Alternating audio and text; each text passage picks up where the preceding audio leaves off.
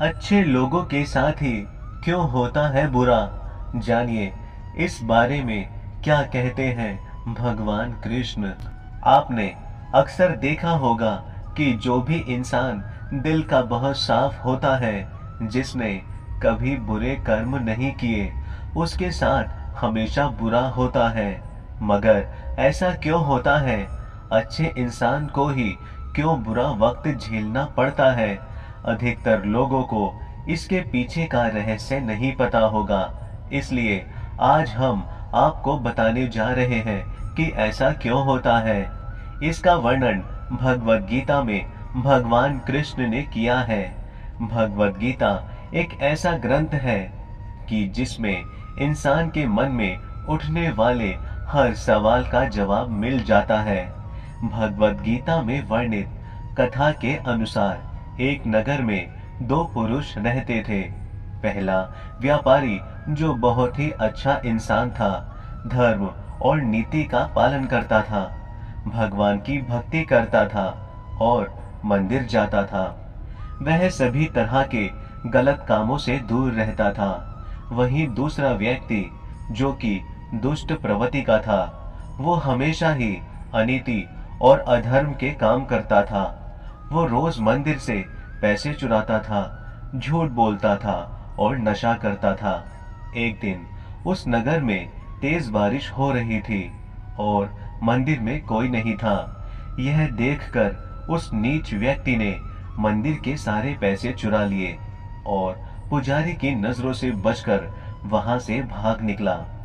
थोड़ी देर बाद जब वो व्यापारी दर्शन करने के उद्देश्य से मंदिर गया तो उस पर चोरी करने का इल्जाम लग गया। वहां मौजूद सभी लोग उसे भला बुरा कहने लगे। उसका खूब अपमान हुआ।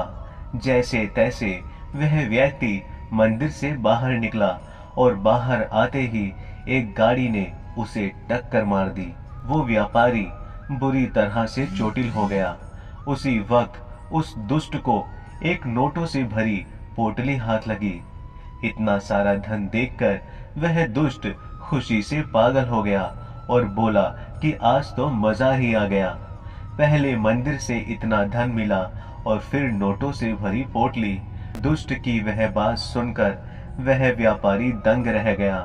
उसने घर जाते ही घर में मौजूद भगवान की सारी तस्वीरें निकाल दी और भगवान से नाराज होकर जीवन बिताने लगा।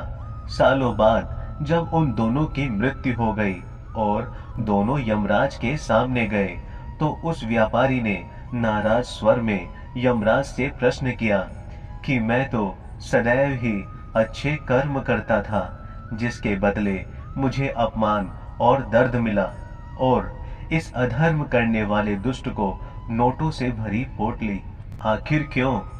व्यापारी के सवाल पर यमराज बोले, जिस दिन तुम्हारे साथ दुर्घटना घटी थी वो तुम्हारी जिंदगी का आखिरी दिन था, लेकिन तुम्हारे अच्छे कर्मों की वजह से तुम्हारी मृत्यु एक छोटी सी चोट में बदल गई।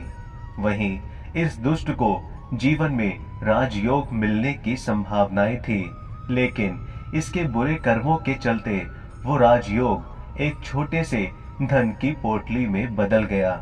इस कहानी को सुनाने के बाद श्री कृष्ण ने अर्जुन को समझाया कि भगवान हमें किस रूप में देते हैं, इसको समझ पाना बहुत ही मुश्किल है, परंतु यह सत्य है कि भगवान हमेशा अच्छे और बुरे कर्मों का फल जरूर देते हैं। अतः व्यक्ति को चाहिए कि जीवन में आने वाली परेशानियों से घबराए नहीं और व्यक्ति को सदैव अच्छे कर्म करने चाहिए, क्योंकि उसका फल किसी न किसी रूप में जरूर मिलता है। जय श्री कृष्णा।